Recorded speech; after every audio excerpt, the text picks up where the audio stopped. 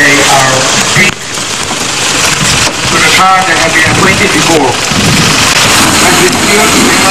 Hari itu saya menjadi VVIP alias tamu penting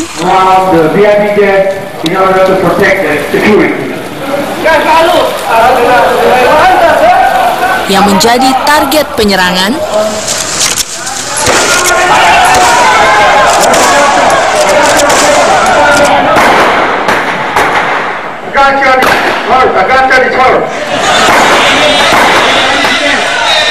tapi berhasil diselamatkan.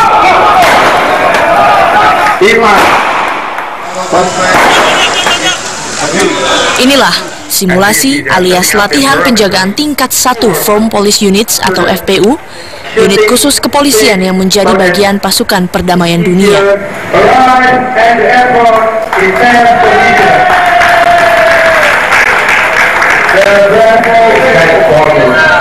Kehebatan polisi Indonesia adalah mereka mempunyai gaya community policing yang luar biasa. Ya, dari karakter bangsa kita punya karakter yang khas dan cocok sama warga Sudan. Pendekatan-pendekatan yang biasa dilakukan Indonesia cocok dilakukan di sana.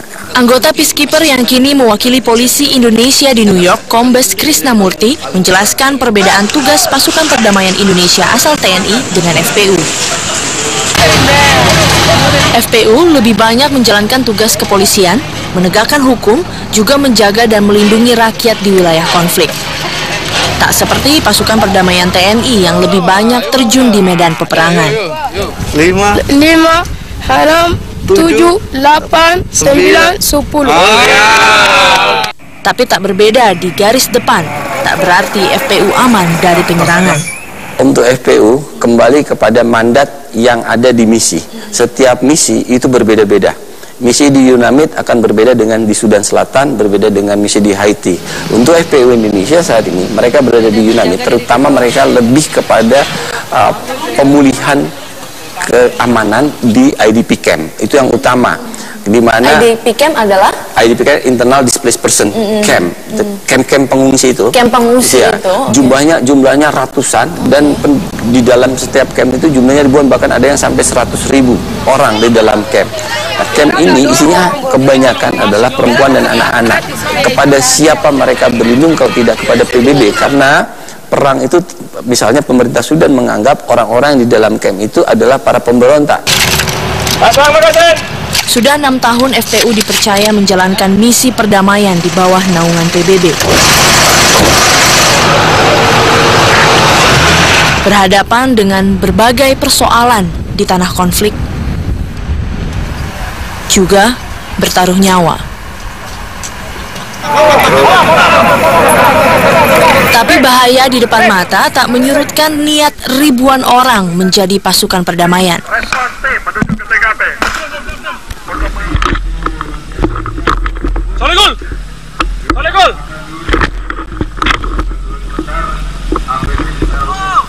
Cepat.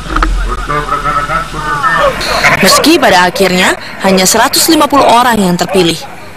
Salah satunya Ibtu Tama, model yang banting setir menjadi polisi. Pertama apa yang Mas lakukan? Yang pertama dilakukan intinya bulatkan niat dulu. Bulatkan niat. Jadi kalau udah niat, kita otomatis kan kalau seandainya memang sudah niat pasti ada rezeki dari Tuhan. Dan kita udah semangat. Pertama kali daftar, kita daftar mencantumkan diri. Habis itu nanti akan ada tes-tes berikutnya.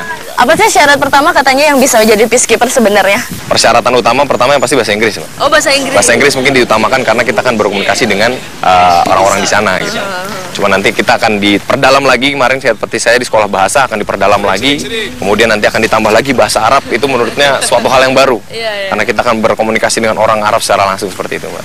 Can I see your ID card? Thank you. Can I see your face? Bahasa hanyalah prasyarat awal polisi yang terpilih menjadi FPU. Sir, get come here. We just be from UN and we come here with peace, sir. So please you cooperate, sir. Okay, sir. Yes, sir. Tahap berikutnya adalah menguji kesiapan fisik dan mental. Seperti yang dijelaskan Kepala Satgas FPU 6 AKBP Bambang Wijanarko. Kurang lebih hingga saat ini kita sudah berjalan kurang lebih 2 bulan lebih. 2 bulan lebih. 2 bulan lebih. Apa saja Pak yang dipelajari di sana? Ya, banyak hal yang kita pelajari. Ya, dimulai dari tim support. Ya, tim support ini mereka menerima pelatihan seperti water treatment, kemudian mekanik, bagaimana mereka mempelajari AC, kemudian mesin kendaraan, kemudian mengemudi salah satunya.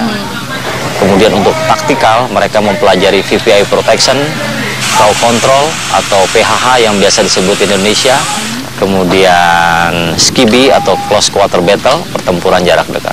Mudah-mudahan tahun ini Pasukan FPU Angkatan ke-6 akan menunaikan tugas mereka sebagai pasukan perdamaian PBB di Darfur, Sudan. Long time not see you. Inilah salah satu tantangan yang akan mereka hadapi di sana. Tantangan terbesar pertama adalah alam, karena Sudan itu padang pasir, gurun yang cuacanya ekstrim. Siang hari dia bisa 47 derajat, 48 derajat, malam hari 13 turun drastis. Jadi kalau kita dulu pertama lihat orang siang hari panas terik bawa jaket, kita pikir itu main-main, tapi kita baru tahu kemudian kepalanya kenapa ditutup sorban.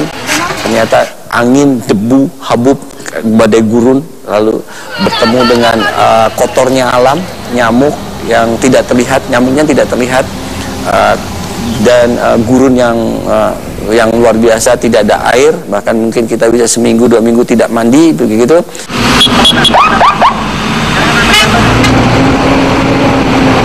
Situasi inilah yang membuat pasukan FPU yang saya temui berlatih seperti ini.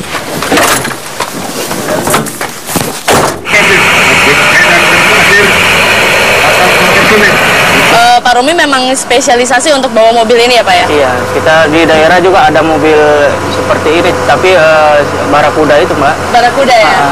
Kalau ini apa sebutannya mobilnya? Ini jenis APC-nya jenis Pigor dengan ya. Setirnya juga di kiri kan? Setirnya kiri, iya. Biasanya fungsinya buat apa sih Pak mobil seperti ini? Ini dipergunakan untuk satu regu. Jadi di dalam itu ada satu regu, ada 10 orang. Oh, regu ada 10 orang.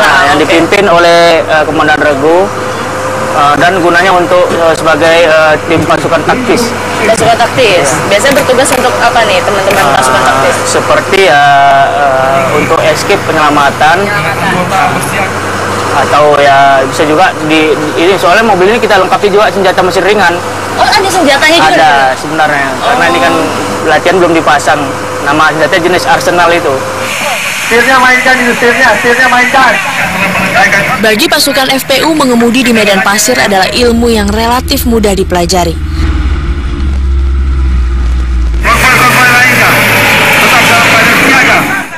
Lain lagi jika menghadapi kondisi yang mempertaruhkan nyawa. Apakah di Sudan memang resikonya dan ancamannya masih besar seperti itu Pak?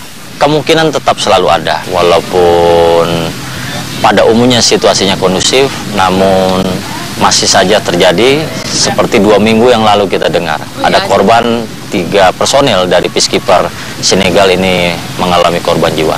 Ya. Pada saat itu apa permasalahannya Pak?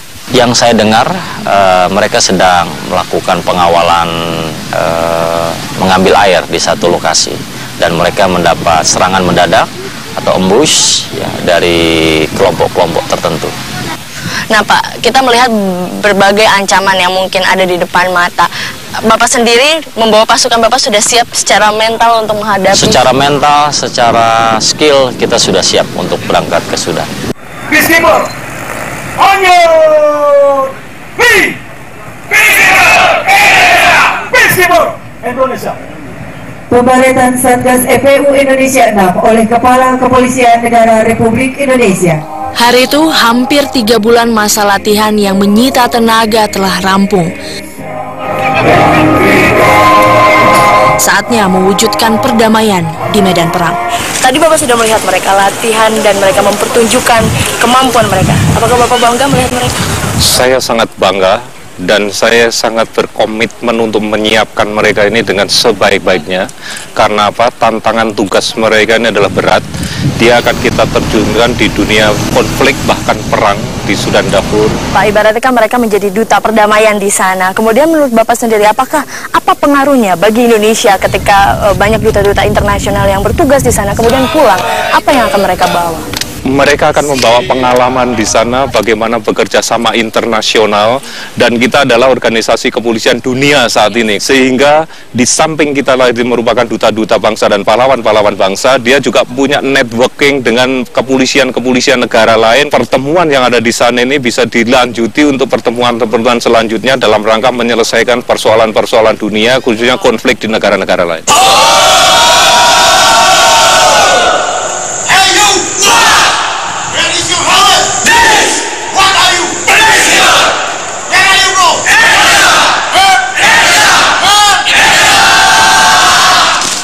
Pengalaman dari New York, diakui di New York adalah FPU Indonesia adalah yang terbaik di antara 36 FPU yang tersebar di seluruh dunia, dan itu membanggakan saya ketika saya berada di New York dan mereka mengatakan polisi Indonesia luar biasa.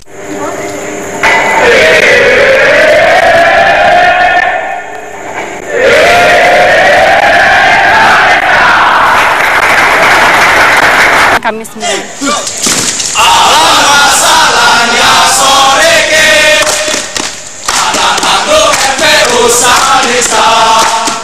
Anak antum askalul kuat